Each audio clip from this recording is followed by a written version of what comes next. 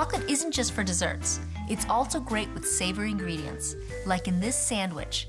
I top grilled sourdough with creamy French brie, semi-sweet chocolate, and fragrant fresh basil. Then I grill them until the chocolate is just melted and the cheese gets soft and gooey. My panini with chocolate and brie is uniquely delicious. Now I'm gonna show you one of the funnest and most unusual ways to use semi-sweet chocolate. I'm gonna do it with my panini. So I'm gonna start with a sourdough loaf. I'm just gonna cut that end off, and I'm gonna slice 4 slices of sourdough bread. And what I love about this sourdough bread is that the sour flavor works so well with the chocolate, because the chocolate is semi-sweet, so it's got some sugar in it.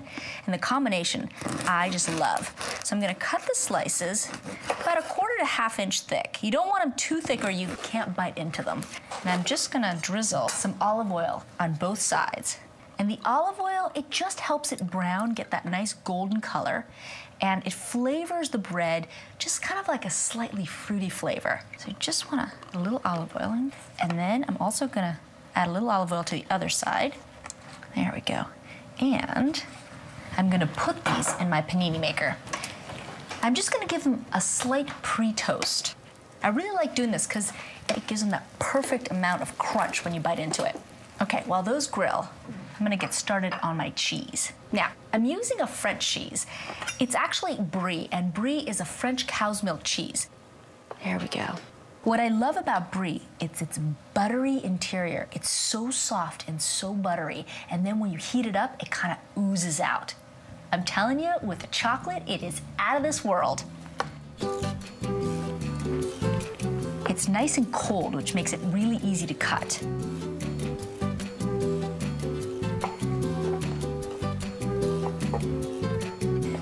One more slice. I am going to chop some basil. I know this is kind of an unusual combination. We have basil, we have brie, we have chocolate, and I know you're probably thinking to yourself, what? You gotta trust me on this one. So mix this all, chop it so that we can just put a little bit on each slice of bread. And now let me check on my bread. So now, you've got, look how beautiful these slices are. Nice and golden. So now we're gonna put a couple of slices of the cheese. We'll do it this way. There we go. And you only wanna put the cheese on 1 slice of bread, okay? You don't wanna over cheese it. And some chocolate chips, semi-sweet store-bought chocolate chips. And the reason I like using these chocolate chips is because they melt so easily. And I've always got chocolate chips in my freezer because I like to snack on them. So we're just gonna put some semi-sweet chocolate chips right on the top. And sprinkle the top with basil. And look at that color combination. Okay, put the top on, give it a quick little press.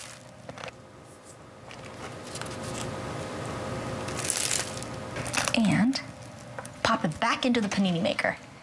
Just for a couple minutes, just so the brie starts to slowly melt, and the chocolate chips also start to slowly melt, and the basil starts to wilt.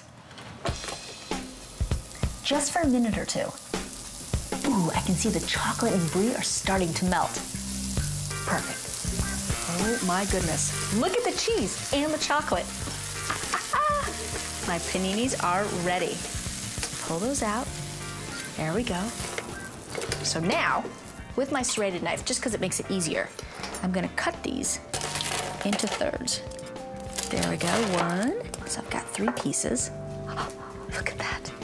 So now I'm just gonna put them on my serving platter.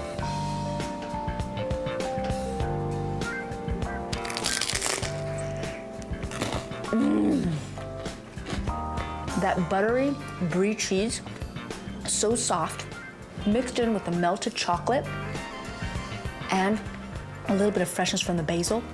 All right, my friends should be here soon. So next, I'm gonna put together my espresso bellinis and pull out my soufflés.